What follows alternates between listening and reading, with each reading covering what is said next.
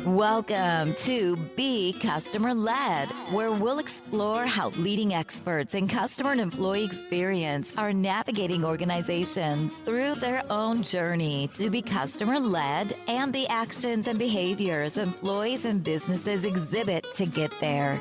And now, your host, Bill Stakos.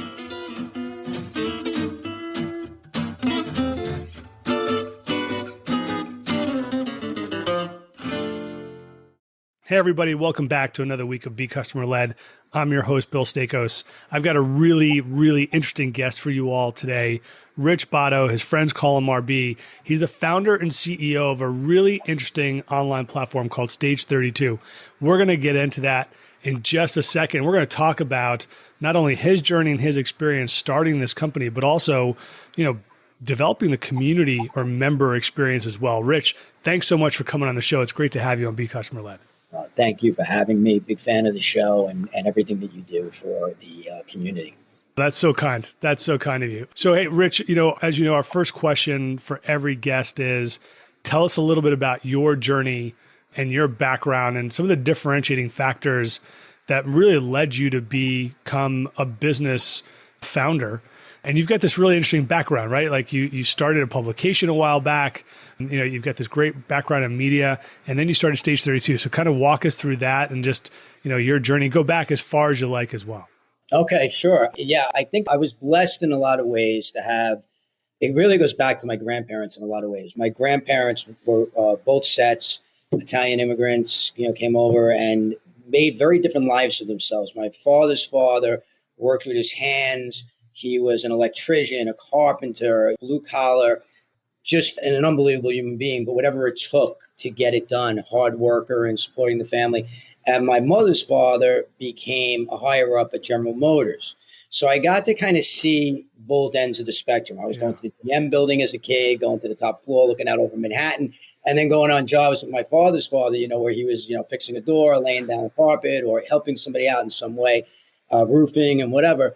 And so I got to see both ends of that. And I just admired the hell out of them. They're my heroes. They really are to this day. And then my father, same thing, he started out sort of in the corporate world. He became a pharmacist, went from, getting that pharmacy degree to working in pharmaceutical advertising for a very, very big corporation in Manhattan, and worked his way up through the ranks. And then one day just decided that he wanted to do it for himself. And so him and three of the other people that worked at the company went out and started a boutique advertising firm right in the middle of Manhattan, 7th Avenue and 34th, right by Madison Square Garden. And they were able to take this little boutique firm into, one time, it was one of the top 100 New York Times privately held companies. Wow. And was able to compete against the whole company that he worked with gigantic accounts like Johnson & Johnson accounts, Tylenol and everything like that. So I got to see all ends of it, the entrepreneurial spirit and everything. And the entrepreneurial spirit of it all was something that really grew inside of me. I had jobs and I worked for people and I worked my ass off, but I always felt like I wanted to do something on my own. And then kind of butting up against that was I had a very creative streak. I was a writer. I did some acting, and, which is a lot of people don't realize this, the people that watch films, but being a creative is a very entrepreneurial pursuit. Even though it looks like all these people come together to create a project, you do a lot of work in isolation. Writers write in isolation, the director plans the film in isolation, actors learn their lines in isolation sometimes. And even when actors are done with a role, they have to go and market themselves to the next one, right? So these two parallel lines in a lot of ways converged. And I launched a magazine called Razor Magazine about 15 years ago, and it was a men's lifestyle magazine that competed against GQ and Esquire. And at that time, we used to say that it was the magazine when you were done with your Maxim years, but not ready for your Esquire years. So it was a very upscale, sort of the way GQ was back in its heyday. Yeah. And we were a single title publisher, which was very entrepreneurial, and competing against the Hearst and the Condé Nast of this world. And we routinely outsold GQ and Esquire. Wow. And the only problem that we ran into was timing, really. We were at a time where everything was starting, not when we started, but over time, everything moved digital. And we were ahead of the curve on that, having a digital component. But for a single title publisher with print in that era, there wasn't much room for it to really explode. Even though literally our last 5 issues, everyone else sold the one before. When we shut it down, it had the highest membership that we had ever had. We were profitable, but it wasn't. There was no way to get to the next level, and nobody was going to buy us because print was dying. Now, the good that came out of that, besides all the experience, was that I got to meet a lot of people in the entertainment industry. And having come from a writing and acting background and being fascinated by the business of film from when I was a little kid, this allowed me to meet a lot of people in the industry and get sort of a masterclass on how the industry runs.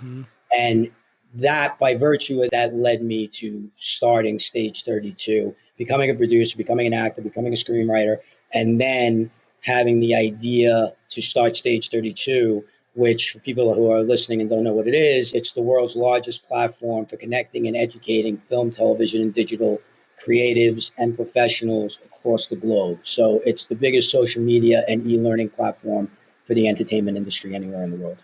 I think that's an incredible story, man. So you started Stage 32 11 plus years ago almost, right? About 11 years ago or so. What was the genesis for starting the platform? I mean, and you've got hundreds of thousands of members as well. And I want to get into that and how you think about and manage the experience around that. But like, one, I got to know, like, how did you think, what does the name mean? Like, I've been racking my brain, like, what is Stage 32 and how did you come up with it? But like, what was the genesis for you starting that business? Say, hey, there's a need here to bring creatives together around this. And man, that was really ahead of its time too. I mean, think about what was going on 11 years ago, right? Like we didn't even have like these things in our pocket essentially, or just barely. So tell us a little bit about the name, how you came up with it, but also sort of the genesis for the business and why you started it.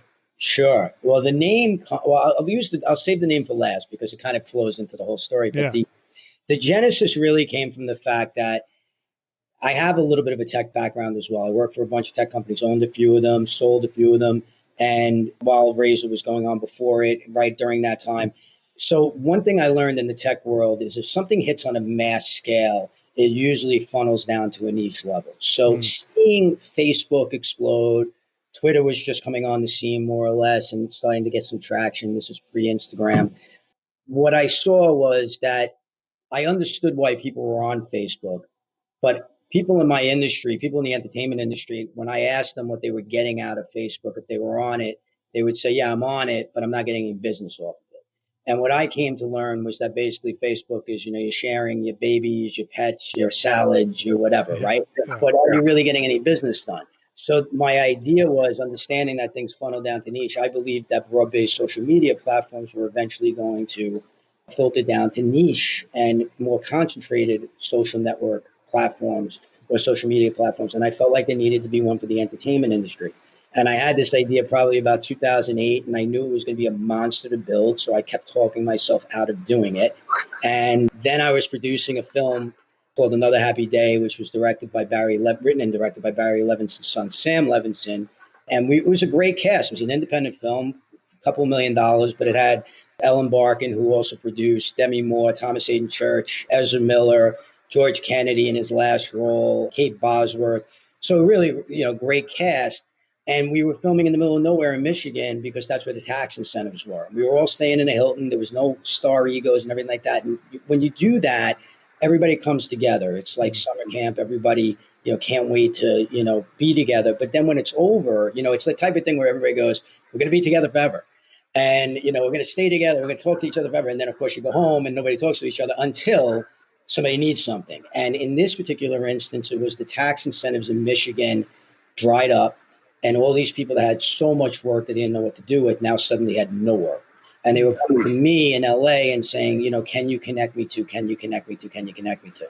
And my pushback was, this is a tribal business. And a lot of people want to work with known entities. And we need to help you build relationships. I can vouch, champions are everything in this business, but we need to get you a community. And that's where I finally sat there and said, okay, if you don't live in a hub for entertainment, if you're not in New York, LA, or London, these days, Georgia, or something like that, how do you build your network and how do you make connections that matter? And that's stage 32. And that's when I finally convinced myself to do it. And, we'll talk about how we built the community and everything like that. That's what really convinced me to do it and to say that this is necessary. And then the other part of it was I definitely had the vision that this global entertainment business was going to become consolidated and that you weren't going to have to live in LA, that these streaming companies would eventually have to create their own content because there's only so many libraries you can buy. Okay. And I just thought it would happen quicker. It took a little bit longer to get there. It took until 18, 19 until there was a huge spend commitment by these platforms to do this, but I felt like it needed to be this. That was the impetus, was to say, okay, we need to connect them, we need to educate them, and we need to create a marketplace to connect content creator with content maker. And that was the whole impetus for Stage 32. And then the name very quickly comes from, I'm a big Orson Welles fan, and throughout history, Orson Welles has become pretty maligned. I mean, people look at him like he was a dictator. The reality of the situation was, if you read anything about Wells, he was the ultimate collaborator, and this business is all about collaboration. So Stage 32 comes from the fact that Citizen Kane was filmed on the old RKO 17 lot, on the RKO studio lot, Stage 17, which today is Paramount Stage 32. So if you go to Paramount on a tour, and you go to Stage 32, you will see a plaque in front of the stage that tells you that Citizen Kane was filmed there. What a cool story. Oh man, that's such a cool story. So by the way, I was just while you were talking, I had to Google, when was LinkedIn created? In 2002. So you were even like a year ahead of LinkedIn, thinking about how social media platforms are going to become more niche. And then, you start Stage 32 a year later as, Reed starts LinkedIn, but you're really focused on this community. What has been the most rewarding part of that journey for you? And maybe even what's the most challenging part too, right? There's probably a lot of folks who are listening who want to go start their own thing. How have those maybe challenges or even successes even evolved for you a little bit over the last, 11 years or so? Well, we knew the biggest challenge for sure was going to be convincing the entertainment industry that this was a necessary tool and that we were worthy of running it, because the entertainment industry is a dinosaur. So the reason why Netflix is disrupting things so much is because Netflix is not an entertainment company, they're a tech company, and it scares the shit out of Hollywood. And now they're starting to adjust to it. I mean, it really does. It scares the hell out of them. Now they have no choice but to accept it, and now they're all adapting. You're 17 laps behind now, and now you're gunning the gas, right? We knew that this would happen. We needed to convince Hollywood that, this was a place where they could send people to be trained, where they needed to be on to make the proper connections, and where they could come to find the best content and shorten their path to finding content. So that by far was our biggest challenge on sort of a macro level. On a micro level, of course, it's how do you build a community? How do you get people to see that it's worthy? So one of the first moves that I made early on, I wrote down, when kind of planning the entire thing, I wrote down like 5 or 6 just things I was unmovable on, that, these were the things that had to happen. One was that you had to stand in front of your own name. You couldn't be Joe 1, 2, 3, 4, 5. Okay. 2 was that I was going to stand out in front of the platform and make it very, very clear that I wasn't just some tech CEO that came up with this idea and I'm up in the ivory tower, just basically that I am just like you. I am scratching and clawing and fighting every day. And 3, that we were going to lean on empathy, because you need to in life. But I mean, of course, I hope that's understood. But I mean, in this business especially, this is a business of rejection. This is a business of no. Artists in general, when you're dealing with people who are not artists, in general, face more scrutiny, because people that aren't artists don't understand, why do you suffer for it? I hate that's so dramatic. I mean, when I mean suffer, I mean not getting paid, putting in all this time, putting in, one step forward, 10 steps back, and feeling beaten down all the time. So we really leaned into the empathy of the idea that we're all in this together and we understand the struggle together and we're going to go through this together. And oh, by the way, if we build this community together, then it will be a rising tide lifts all boats situation, because we're going to take each other with us, because again, it's a tribal business. So if we spend our time communicating, building our tribes, building our relationships, if we spend our time educating ourselves, and certainly spend our time honing our craft, and then I'm able to create, and with my team now, of course, be able to create a marketplace where if you've done these things, now you have direct access to decision makers, we will shorten the path to success. Those rejections will become less. The negative feelings will become less. And even when you do get a no, you will have a safety net of support to lift you up and to hold you and protect you and to make you say, hey, I get it. I've been there and it's going to get better and don't worry about it. And we'll keep going forward. So I think those were the challenges. And I'm when you say what's been the most rewarding part of that, for me, it's the fact that we accepted those challenges and we conquered them. We are now, partners with Netflix. We're partners with the American film market. We're partners with Cannes. We're the education partner for all these platforms. We're educating the world for Netflix. They have hired us to do that. That's amazing to us. And, the fact that we've been able to build this community from literally 100 people that I invited on day one to over 900,000 people today, and have done most of it via word of mouth and via people inviting other people is, can't get any more rewarding than that. Look, I've tried to start a community around customer experience myself. It's really incredibly hard work. Like, I give you so much credit, you and the team and the folks that you've worked with. When you think about sort of those early days, getting 100 people on the platform and evolving and now bringing sort of these monster organizations as partners, what do you think some of the bigger factors for success were in building that community and creating an experience around that? So people felt like, one, Stage 32 is a platform that can help me, get faster to that decision maker or bring together talent or resources. What were some of those big factors for you where people you started to see kind of the growth curve of the community really building? Like, where did that kind of click the most, or where did that switch happen for you guys? Probably with, the first few success stories that we had, where, you're always looking, a community that's skeptical. Okay. And I think that a lot of communities are, but certainly in the entertainment business, if you've been in this business for more than 5 minutes, when you come in for the first 5 minutes, you're filled with optimism and have no cynicism or pessimism at all. And then you're in it for 5 minutes and then it all goes the other way. And so if you're in it for more than 5 minutes, you kind of get cynical and you get pessimistic. So what was monumentally important to me was that the first piece of communication that you got when you came onto the site, the first communication you received was me saying to you what we talked about a little bit earlier, that I'm just like you, I'm scratching and clawing just like you. If we do this together, if you help me build this community, we will succeed. That message has stayed the same for the last 11 years. So that was one thing. It diffuses people and makes people feel like, okay, there's a human here. There's empathy here, right? But then once we started having success stories, and one of our earliest ones was fascinating. It was a composer, an unknown composer in Denmark that got hired by a filmmaker in LA who had used the same composer for years, but he did a film noir, and the composer he usually used didn't get it. Like, he just wasn't connecting with it because it was different from what they had done previous, like 8, 9 films.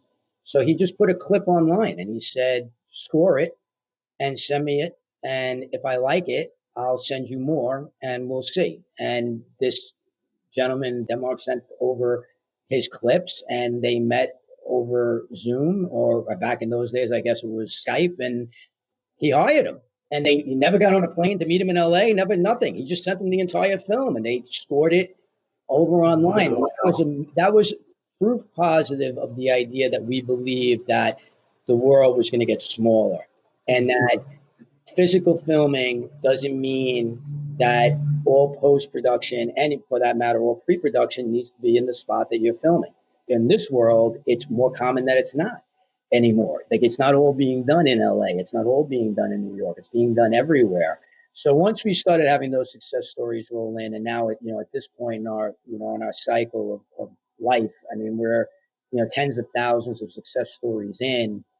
That was the thing that really made the community. You could be as cynical as you want, but that's on you. right? Like, like people will challenge and say, oh, how do you, like, and I just sit there and go, this is your problem. It's not ours. Here's the proof. And most people accept that and embrace that. And that's how we, kind of gotten to where we've gotten to. Certainly, it doesn't hurt that we spent a lot of time cultivating relationships. Like I said, we have the largest education library in the world. We have over 2,000 hours of film, television, and digital content education. It's by far the largest entertainment industry library in the world. It took us a long time to cultivate relationships with teachers of that caliber because they're all taught by people in the industry at the top level doing it right now. They didn't want to do it for us at the beginning, and we knew that. We knew we had to prove ourselves. But as we proved ourselves to them, and then they came on board and started teaching, then the production companies and the streamers and the studios started taking notice of that. And then they started coming on board in the marketplace part of things. And every single one of those that you bring on and every one you get to announce is more validation, right? It's more validation that what you're doing and what your mission is being accepted by, people that are at the highest level of the industry. That is an unbelievable story, man. I love the concept of you really just focused on the results. Like, we are going to create value for our community members and showing that, driving that. Maybe that's why I wasn't successful. We weren't showing the value enough or whatever it is. I'm going to go back and revisit it that now. For those who are starting communities or thinking about it, what are some of like the real big pitfalls that aren't as obvious maybe when you're starting out, but you might say, here's some guidance and advice for folks who might be thinking about something similar? Yeah, that's such a great question. I mean, we've had people that early on, we had a lot of people that came into our space to try to do what we were doing to build a social platform. And one of them, I won't name the company, but it was a very well-known company, put 4 million into it and hired a bunch of C-level guys from Silicon Valley to come in and run it. But that was their problem. That was their pitfall. These were guys that understood how to run a tech platform, but they didn't understand how to run a community. They had nobody out in front of it. They had no messaging. They really had no mission in a lot of ways. We would look at it and say, okay, what's the purpose of this platform? So, the pitfall that I see, not just in our business, but I get to teach all over, and I do get to teach business and talk to people who are trying to build communities or social platforms or whatever. The pitfall, when I ask the question, what's the mission? I sometimes get a very cloudy answer. When I ask them, what's the value you're bringing to your people? I usually get a very muddled answer. If I ask them what the end game is, it's always about, that's very clear because they know how they want to make money. They all know how they want to make money. Okay. But it's like, if you build it, they will come doesn't work. You have to be able to show the community up front. First of all, you have to be transparent as hell. Okay. You have to just be transparent as hell. This is what we're looking to do. This is what we hope to build. And here's how you could help us build it. I think is very, very important. You give them ownership. You make them feel like they're a part of it. All right. I think the second part is that you have to show, I keep saying it, but it's so true. You have to show empathy to the problem you're trying to solve in relationship to that human being. So for us, it was sort of like the empathy is I live in Anchorage, Alaska, and I want to be a screenwriter, and I have nobody around me that has the same dream. So who do I talk to? How do I break in? How do I get anybody to even read my material that can really give me honest feedback and educated feedback? So we had to answer that. We had to say, look, this is global. It's open 24/7, 365, but you have to put in the work. The more you put in, the more you get out.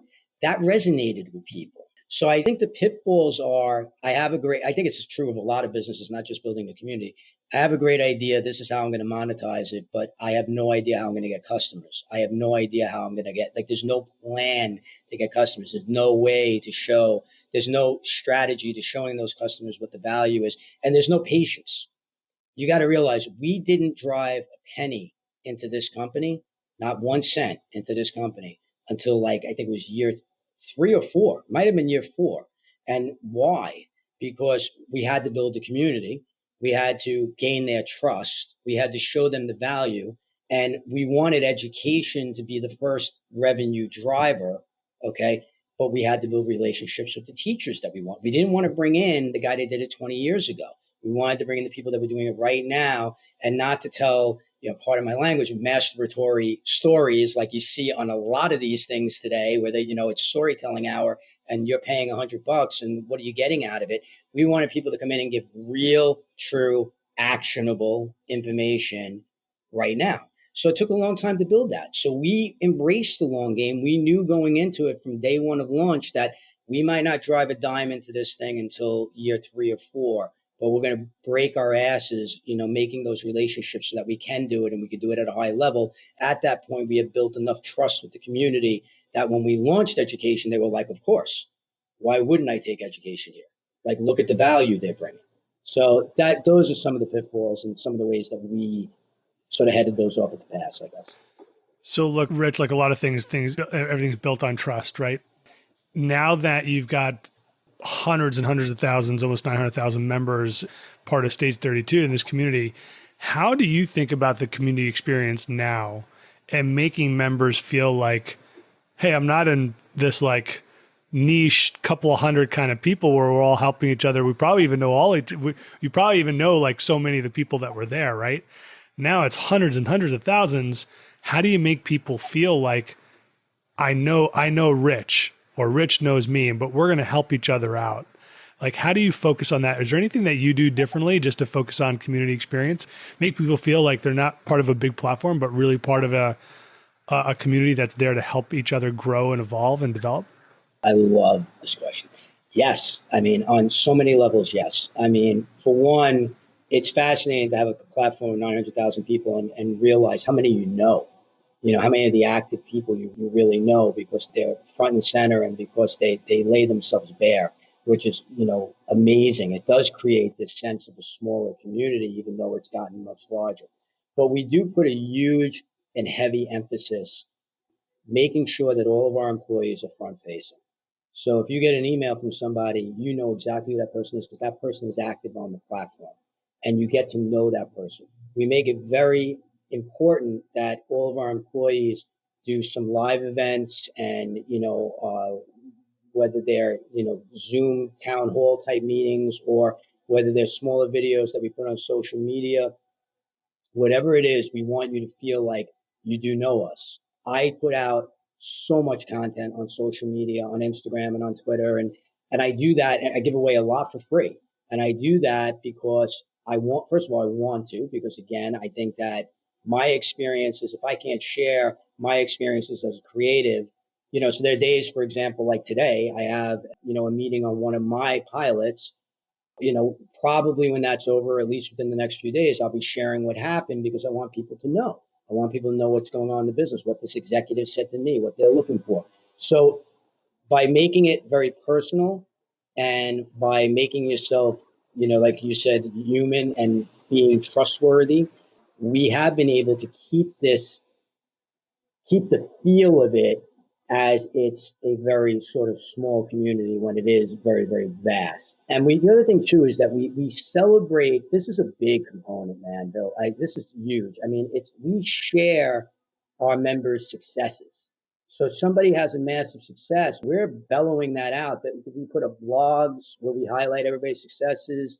Right now we have one of our products is called the Stage 32 Writers Room, which is a gigantic community of just screenwriters in this particular part of the platform. Obviously, the platform's for all creatives, but in that room, we have companies that have come to us that said, we need writers. Here are open writing assignments. They're coming to us looking for writers. And we've had like 10 or 12 that over the last 2 months since we've launched this thing that have moved on with big companies like Blumhouse and, a ton of them, right? And we announce that and we celebrate that and we put that up and we rally the community to come in and say, congratulations. And what that does is not only lift everybody's spirits, but it makes everybody that hides in the shadows, and a lot of people do. Okay, a lot of people are afraid, they're introverted, they don't think they have any value to bring, whatever. That makes them say, well, wait, I could do this too. And that I think creates that sense of community. And the reason I love that question is because every single thing we do, really, quite frankly, starts with that thought. How does this benefit everyone? How do we make everybody feel inspiration? I always say my brand is inspirational, aspirational, motivational. So how does it fit into that? How does it fit into it? And we talk about it every day. I mean, without fail, no joke. Very, and by the way, I love those three words. Such a great descriptors of you as an individual, and certainly for what you've built and continue to grow. Who do you look up to, Rich? And whether it's an industry or, in your area of expertise or in others, like, is there like one or two people that you really look up to? And my last question for you also is, where do you go for inspiration? Wow, those are two really, really good questions. It's funny. I don't know. It's like a romantic kind of thing, but I do look back at my grandparents all the time. Like they stay with me almost every day. My father too, every day. Like I hear them, So that is the bigger, broader answer that where I find inspiration, but there's a lot of people in the business, there's a lot of people I'm a voracious reader. I read a lot of books. I come back to, there's certain books that I found to be so inspirational and that you kind of fall back on when you're sitting there going, it can't be done. One of them for sure is Shoe Dog by Phil Knight, the CEO of Nike. I mean, if you read this book, if you're an entrepreneur in any way, and by the way, if you're creative and you're listening to this, you are an entrepreneur, you should read this book anyway. I always say creatives always ask me like, what screenwriting books should I read? What acting books should I read? What producer? And I'm always like, read business books because you literally are a business person. You are an entrepreneur. But so I would recommend anybody listening to this, if you haven't already, to read Shoe Dog, not only because business-wise, it's a masterclass, but life-wise and conquering and overcoming and, your fears and I'm nobody and I'm a fraud and how can I compete against the big guys and all this crap that we all put on ourselves. This will make it all melt away. Like if you don't come out the other side of this book ready to run through a wall, I don't know what you could read. I don't know who could talk to you. So you probably shouldn't be doing what you're doing, frankly. I've read that book. It's an unbelievable book. It's so inspirational. Book. It's a life lesson masterclass, right? So I think that's one that I draw a ton of inspiration from. I think the other thing I would say is that, and this is going to sound really cliche, but it's totally not. And I just think I know a lot of people that are like this, and I'm sure you are as well, Bill. You have to inspire yourself every day. If you're not finding a way every morning, even if you had a massively bad day the day before, okay, you got to try to find the victories in it. Or at the very least, you have to wake up the next day and go, that was yesterday. Okay. And this is a new day. I know that sounds cliched, but it really is a way to walk through life because otherwise you're just going to let everything roll downhill on you. And I don't believe in that. I believe in, you're constantly moving up the hill, you sidestep the shit and you keep going and you learn from everything that you've experienced. And if as long as you're in that mindset, I don't know how you don't inspire yourself every day, to be the better, the best, to win the day.